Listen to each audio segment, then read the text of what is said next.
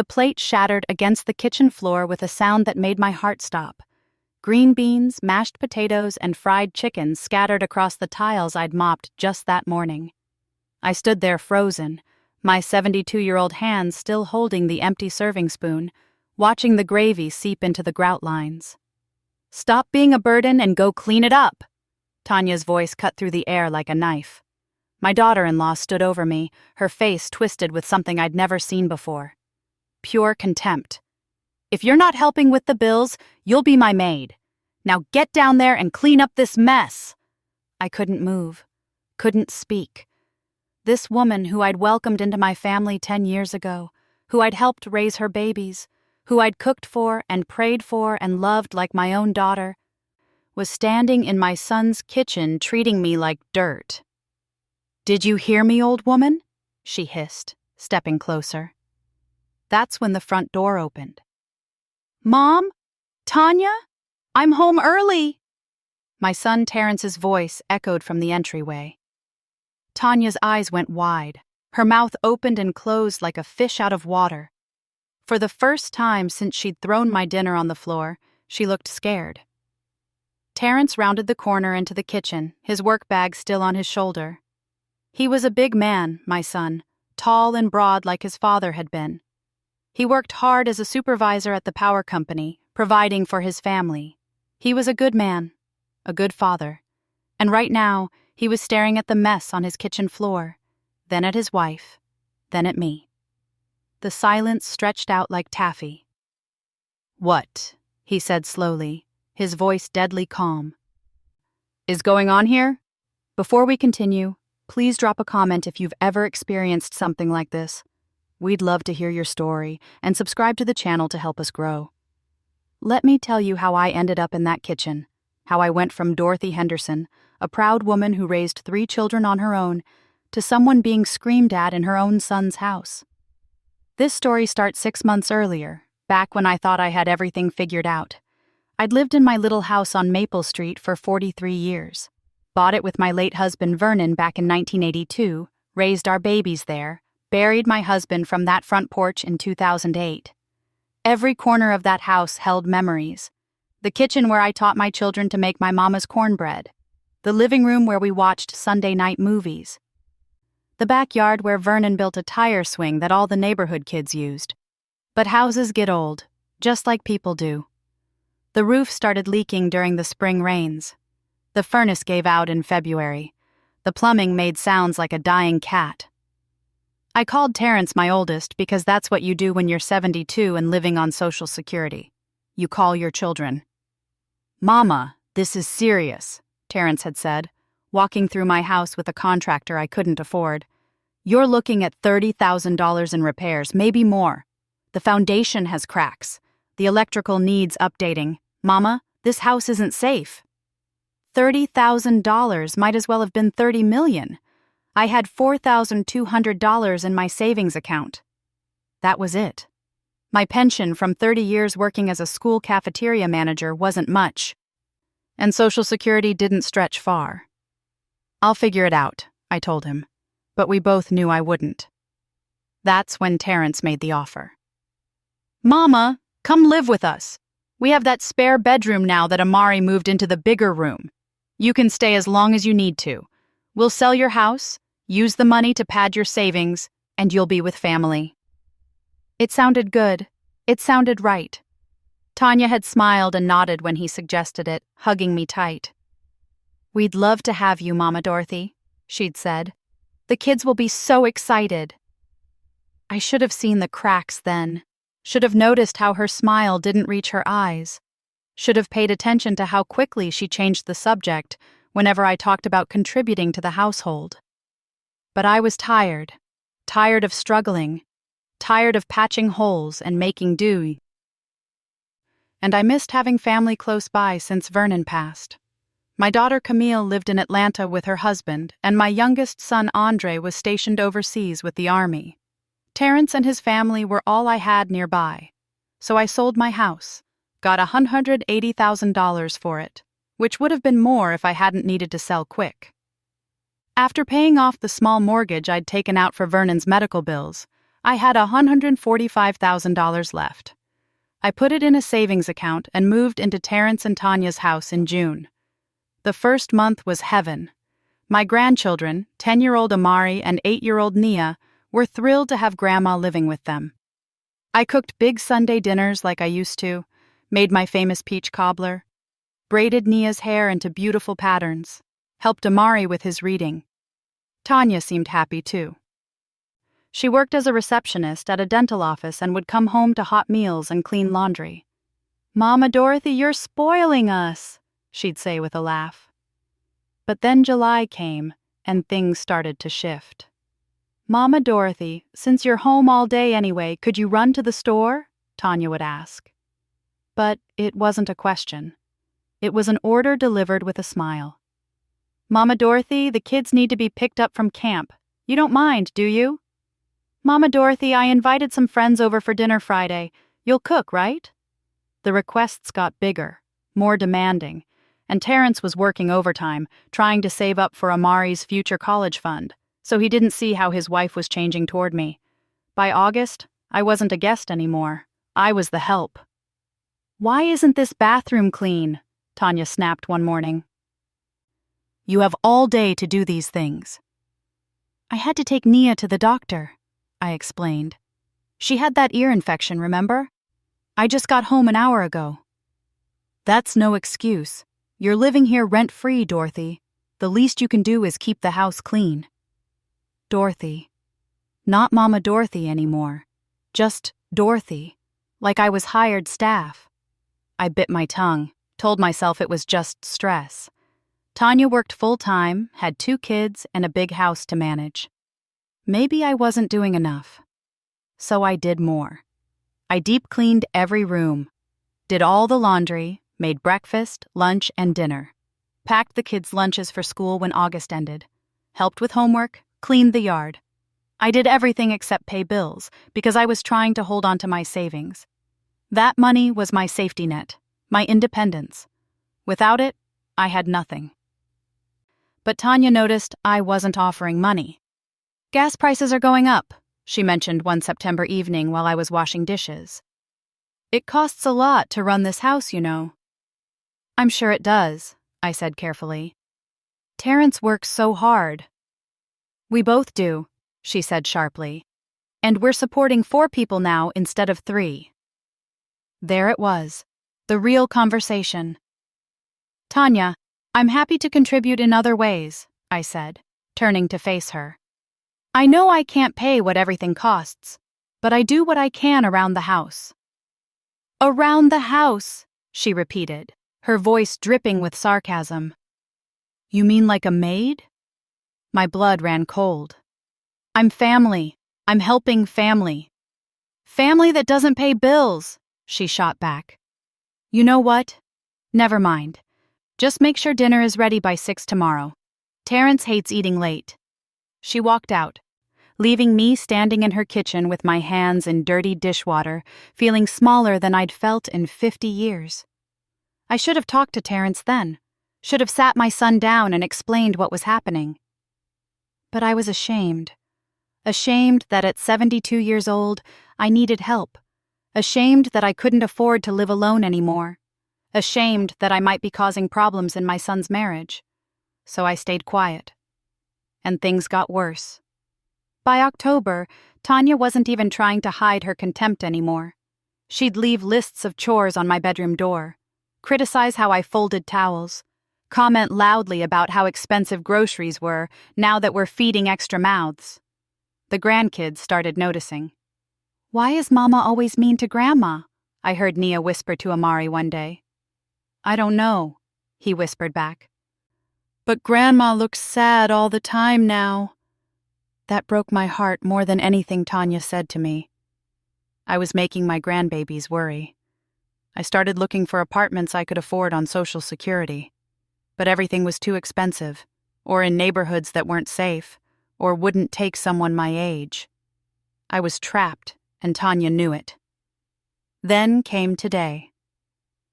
November 15th. A Thursday I'll never forget. I'd spent all afternoon making Terrence's favorite meal, fried chicken with my special seasoning, creamy mashed potatoes, green beans with bacon, and homemade biscuits. It was his birthday tomorrow, and I wanted to do something special for my son. Tanya came home at 5:30, earlier than usual. She looked at the spread on the kitchen counter, and her face went dark. "What is all this?" she demanded. "It's for Terrence's birthday," I explained. "I wanted to make him something special." "You mean you wanted to show off?" she hissed. "Wanted to play the perfect mother while I look like the bad guy." "Tanya, no, I just wanted—" "I don't care what you wanted." Her voice rose to a shout. "This is my house, my kitchen, and I'm sick of you acting like you own it."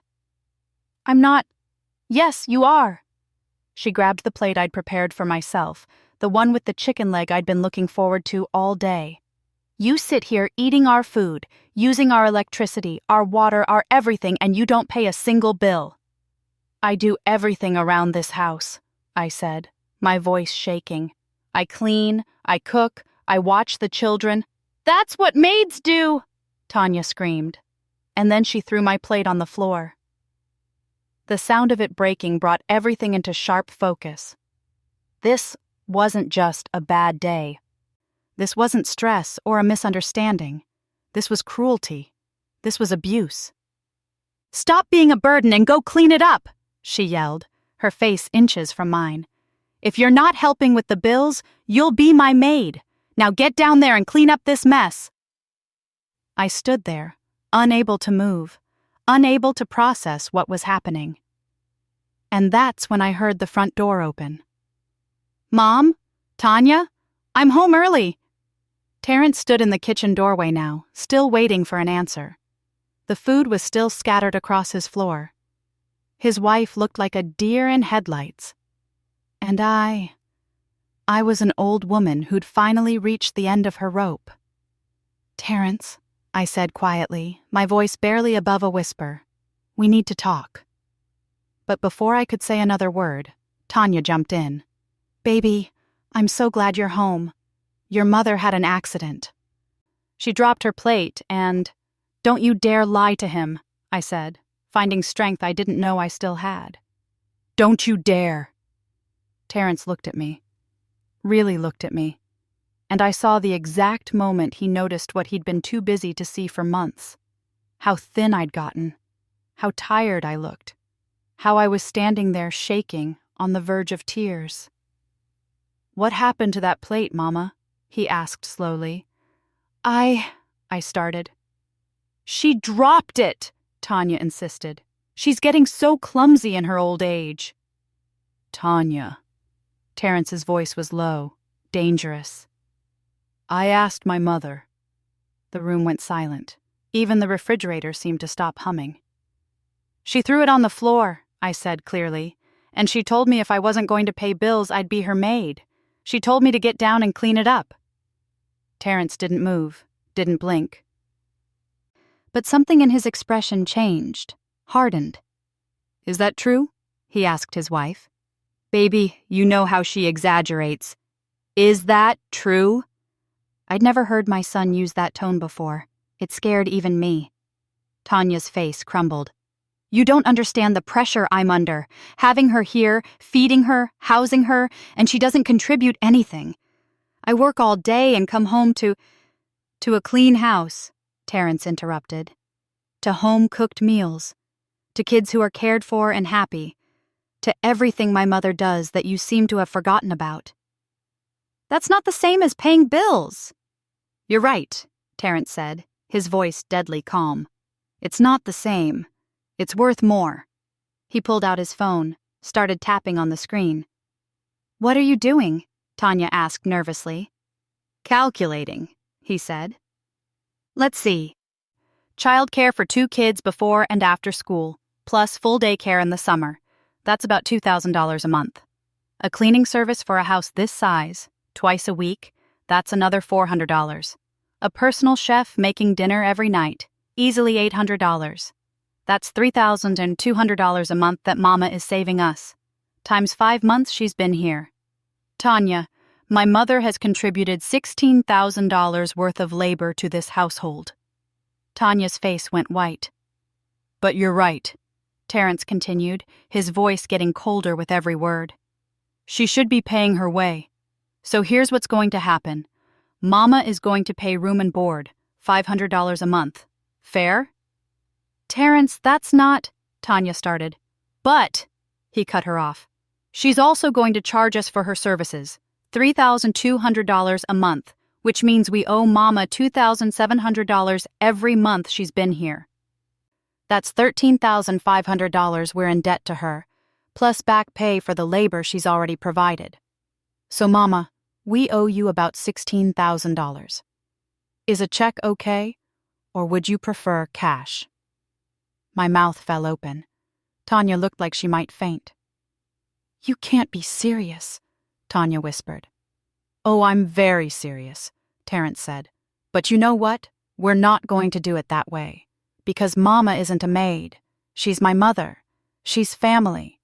And in this house, we treat family with respect. He turned to me, and his eyes were wet. Mama, I am so sorry. I've been working so much, trying to provide, that I didn't see what was happening right in front of me. I didn't protect you, but that ends now. Then he turned back to Tanya. Pack a bag. What? Tanya's voice cracked. Pack a bag, Terrence repeated. You're going to stay with your mother for a while. We're going to marriage counseling, and you're going to learn what respect means. If you can't treat my mother with dignity, you can't live in this house. Period. You're choosing her over me? Tanya shrieked. Your own wife? I'm choosing right over wrong, Terrence said firmly. I'm choosing respect over abuse, and I'm choosing to protect my mother, like I should have been doing all along. Tanya looked at me with pure hatred in her eyes. This isn't over, old woman, she hissed. You think you've won? You haven't seen anything yet. She stormed upstairs, her footsteps pounding like thunder. Terrence knelt down and started picking up the broken plate and scattered food. I knelt beside him, my old knees creaking. Mama, you don't have to. I want to, I said. We'll clean it together. As we worked side by side, I heard Tanya upstairs slamming drawers and yelling into her phone. I couldn't make out all the words, but I heard enough. She was calling someone, making plans, and the venom in her voice made my blood run cold. 10 minutes later, she came downstairs with a bag, her face twisted with rage. I'll be back for the rest of my things, she announced. And Terrence, you're going to regret this. Both of you are. She slammed the door so hard the windows rattled. Terrence and I stood in the quiet kitchen, the broken plate disposed of, the floor cleaned. My son pulled me into a hug. I'm sorry, Mama, he whispered. I'm so sorry. I know, baby, I said, holding my son like I did when he was small. I know. But even as I comforted him, I couldn't shake the feeling that Tanya's threat wasn't empty, the look in her eyes when she left. The phone call she'd made upstairs, the promise that this wasn't over. She was planning something bad, and I had no idea that the worst was yet to come. The next 3 days were peaceful, too peaceful, like the calm before a hurricane that you know is coming but can't see yet. Terrence took off work to stay home with me and the kids. We explained to Amari and Nia that their mama needed some time away, that grown-ups sometimes need space to think. The kids seemed relieved more than upset, which told me everything I needed to know about what they'd been witnessing. Grandma, are you okay? Nia asked me that first night, climbing into my lap like she used to when she was smaller. I'm okay, baby girl, I assured her, braiding her hair gently. Mama was mean to you, she whispered. I heard her. Lots of times. My heart broke. Sometimes grown-ups forget how to be kind, I said carefully. But that's their problem to fix, not yours to worry about. Terrence was different too. Attentive. Present. He cooked breakfast with me, helped the kids with homework, and we talked. Really talked. For the first time in months. Mama, I need to know, he said on the second night after the kids were asleep. How long has Tanya been treating you like this? I thought about lying, about protecting him from the truth. But I was tired of protecting people who didn't protect me. Since August, I admitted. It started small, little comments. Then it got worse. He dropped his head into his hands. I failed you. No, baby. You were working hard, trying to provide for your family. She's good at hiding who she really is. That's not an excuse, he said firmly. You're my mother. You sacrificed everything to raise us, and I let someone treat you like garbage in your own son's house. We sat in silence for a moment. Then his phone rang. It was Tanya's mother, Barbara. I could hear her voice through the phone, shrill and angry. Terrence listened for a minute, his jaw getting tighter and tighter. No, Barbara, I will not apologize, he said finally. Your daughter threw food at my 72-year-old mother and called her a maid. What exactly do you think I should have done? More yelling from the other end. Marriage counseling or separation? Those are her options. And if she can't respect my mother, then yes, my mother stays and Tanya goes. That's final. He hung up, looked at me with worried eyes. Mama, I think we need to talk about your money. My stomach dropped. What about it? How much do you have saved? From the house sale? About $145,000, I said. Why? His face went pale. Where is it? In a savings account at First National Bank, the one on Hamilton Street where I've banked for 30 years. Why, Terrence? You're scaring me. He pulled out his phone and started typing rapidly. Tanya has been asking me about your finances, casually, like she was just curious. How much you got for the house, where you kept it, if you had it in a joint account with anyone. Cold fear washed over me. No, it's just in my name. Just mine. Good, he said. But he didn't look relieved. Mama, I want you to call the bank first thing tomorrow morning. Put a password on your account. Extra security. And maybe we should talk to a lawyer. A lawyer? Terrence, what are you thinking? I'm thinking that Tanya is more desperate than I realized, he said quietly. And desperate people do desperate things. He was right to be worried. The next morning, Monday, I called First National Bank at 9:00 a.m. sharp. My account manager, a kind woman named Patricia, who I'd known for 15 years, answered right away. Mrs. Henderson, I was just about to call you, she said, and something in her voice made my chest tight. What's wrong, Patricia? Someone came in on Friday afternoon claiming to be your power of attorney, a young woman named Tanya Henderson. She had paperwork and everything. She tried to withdraw $50,000 from your account. The room started spinning. What? We didn't let her, of course. The paperwork looked suspicious. And our policy is to call the account holder for any transaction over $10,000. But Mrs. Henderson, when we couldn't reach you, we flagged the account. You need to come in right away. This could be fraud.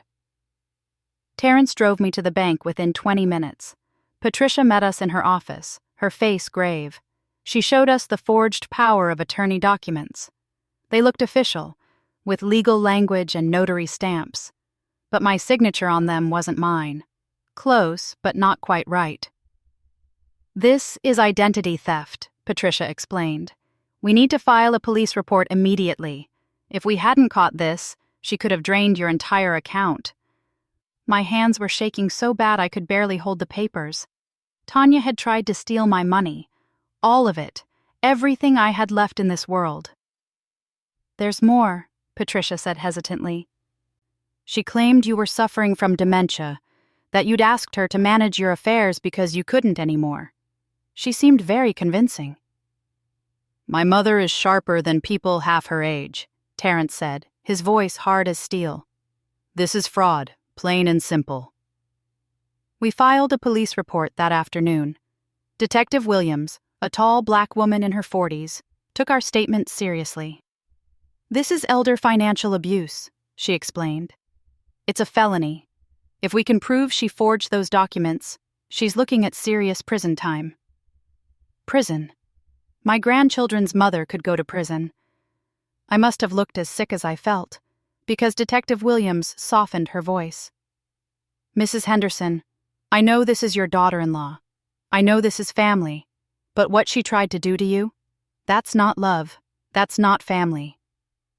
That's a crime. I understand, I whispered.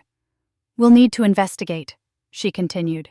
Talk to witnesses, examine the documents. It might take a few weeks. In the meantime, I strongly suggest you change all your banking information, consider a restraining order, and document everything.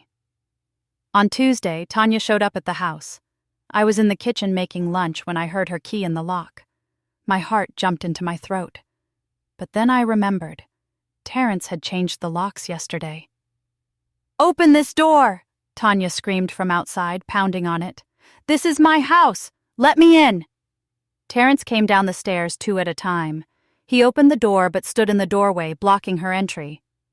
This conversation happens out here, he said firmly. You changed the locks? On me? Your wife? The wife who tried to steal $50,000 from my mother? Yes, I changed the locks. Tanya's face went white, then red. I don't know what she told you, but... The bank called, Terrence interrupted. They showed us the forged power of attorney.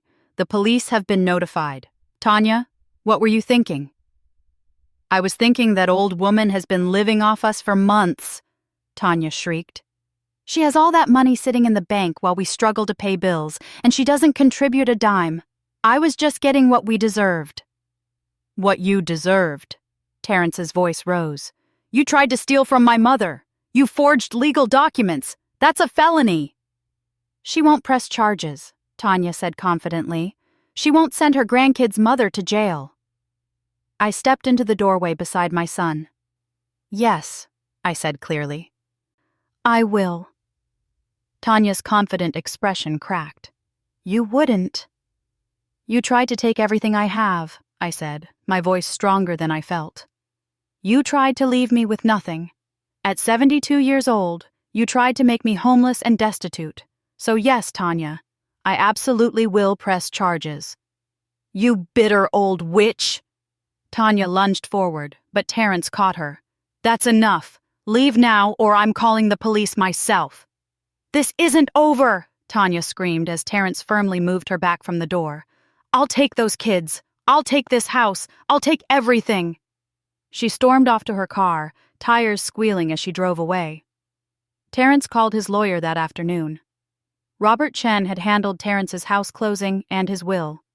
He was a sharp man in his 50s who listened carefully as we explained everything. This is serious, he said. The attempted financial fraud, the elder abuse, the threats. Terrence, you need to file for divorce immediately and for full custody of the children. Custody? Terrence looked shocked. She's their mother. She's also someone who commits financial crimes and threatens elderly family members in front of her children, Robert said bluntly. Do you want Amari and Nia learning that this behavior is acceptable? The custody battle started that week. Tanya hired an expensive lawyer, some slick man named Davidson, who wore suits that cost more than my monthly Social Security check. In the first hearing, he painted me as a burden, a manipulative old woman who'd turned a son against his wife. Mrs. Henderson moved into my client's home and immediately began undermining the marriage, Davidson argued. She refused to contribute financially despite having significant savings. She created a hostile environment that destroyed this family. I sat in that courtroom feeling small and ashamed, even though I knew it wasn't true. But then Robert stood up. Your Honor, I'd like to submit evidence of Mrs. Tanya Henderson attempting to fraudulently withdraw $50,000 from Mrs. Dorothy Henderson's bank account using forged power of attorney documents. The police investigation is ongoing, but the bank has confirmed the fraud attempt. He handed documents to the judge. I also have statements from the Henderson Children's School counselor, who has noted concerning changes in both children's behavior over the past few months. Increased anxiety, Naya having nightmares, Amari's grades dropping. And I have testimony from neighbors who heard Mrs. Tanya Henderson screaming at Mrs. Dorothy Henderson on multiple occasions. My neighbor Gladys had come forward, So had Marcus from next door. They'd heard things, seen things, and they were willing to testify. The judge, a stern black woman named Judge Patricia Morrison, reviewed the documents carefully. Then she looked at Tanya over her glasses. "Mrs. Henderson, did you attempt to withdraw money from your mother-in-law's account without her permission?" It was a misunderstanding," Tanya stammered. "I thought she wanted me to—" "Did she give you power of attorney?" "Not exactly, but it's a yes or no question, Mrs. Henderson." Tanya's expensive lawyer whispered something to her. "No, Your Honor," Tanya finally admitted. "Then you attempted to steal from an elderly woman," Judge Morrison said flatly. "And from what I'm reading here, you also verbally abused her while she was a guest in your home. Is that correct?" Tanya didn't answer. "Temporary custody is granted to the father," Judge Morrison declared.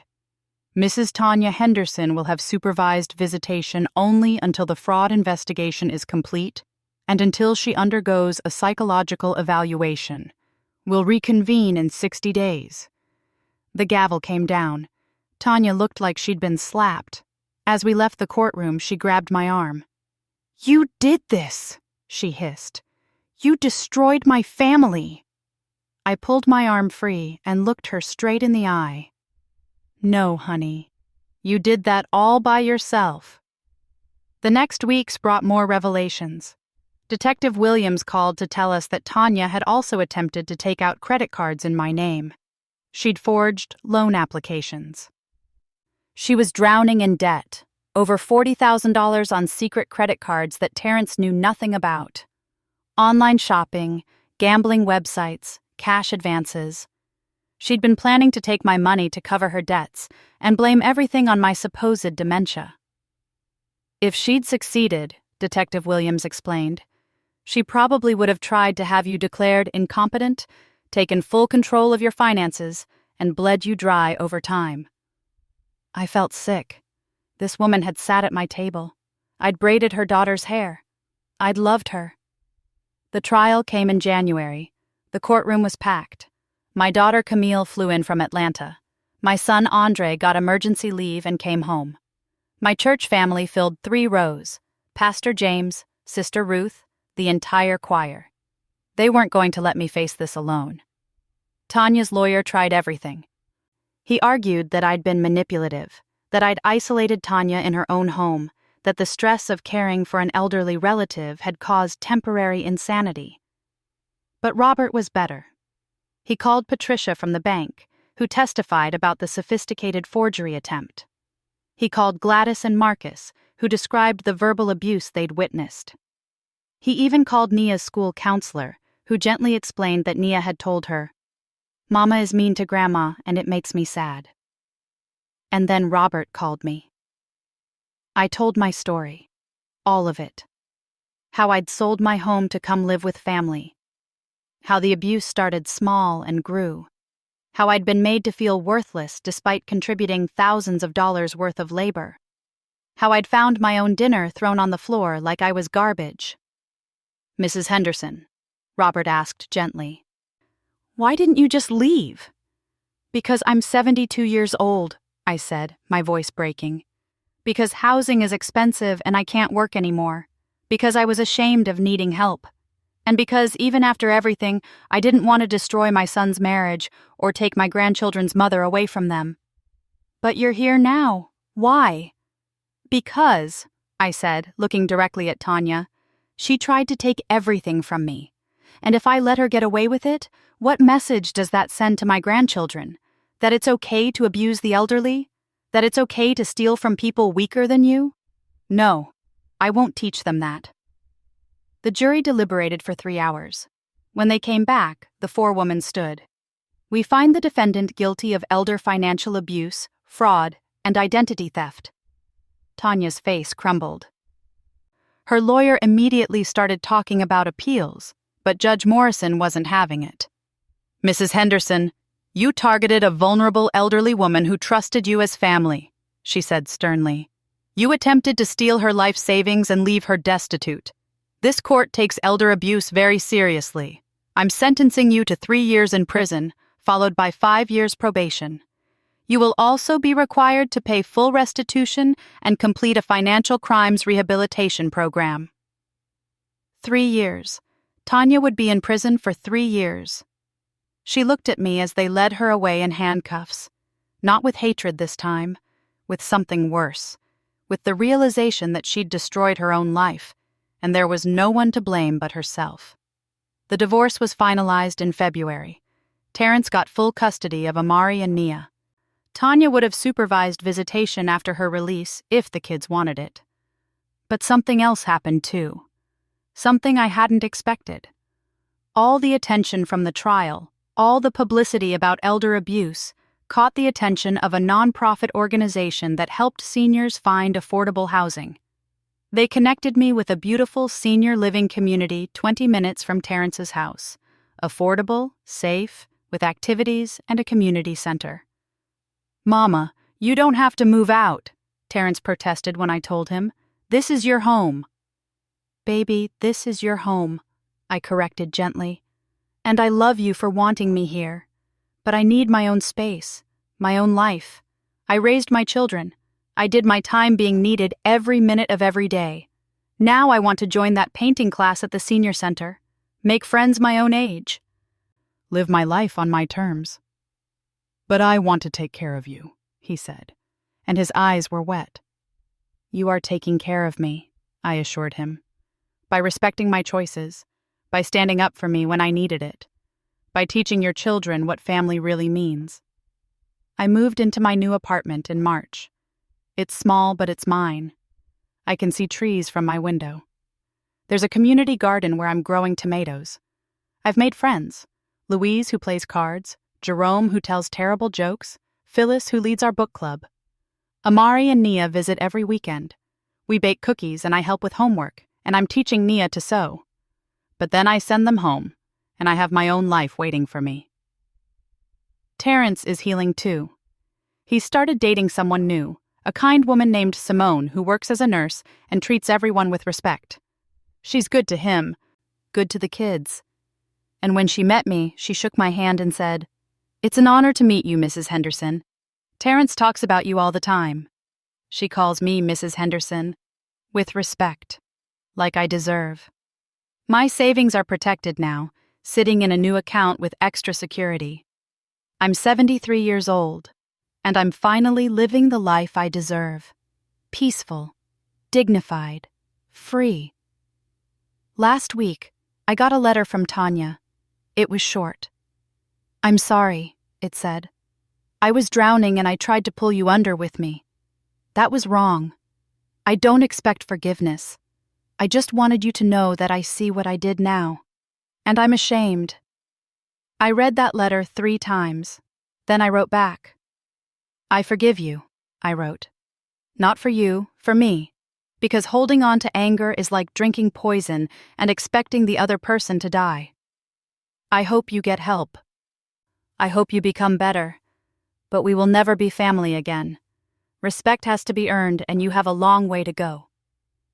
I sent that letter and felt lighter than I had in a year.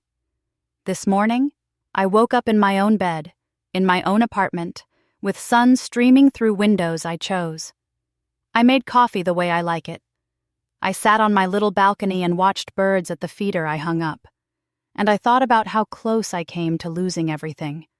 How I almost let shame and fear keep me silent while someone abused me in my own son's home. But I didn't stay silent. I stood up. I fought back. And I won. Not just in court, not just getting my money back. I won my dignity back, my peace, my joy. At 73 years old, I learned that it's never too late to stand up for yourself. It's never too late to demand respect. It's never too late to walk away from people who don't value you, even if they're family, especially if they're family. My phone buzzes. It's a text from Nia. "Can we make your peach cobbler this weekend, Grandma? I want to learn your recipe." I smile and text back, "Of course, baby girl. I'll teach you everything." Because that's what grandmas do. We teach, we love, we show our grandbabies what strength looks like, what dignity looks like, what it means to stand up for yourself while still choosing kindness. Tanya tried to make me a maid, a burden, something to be thrown away. But I'm Dorothy Henderson. I raised 3 children on my own. I survived loss and heartbreak and financial struggle. I'm a child of God, a mother, a grandmother, and a survivor. And I'm not anybody's maid. Thanks for listening. Don't forget to subscribe and feel free to share your story in the comments. Your voice matters.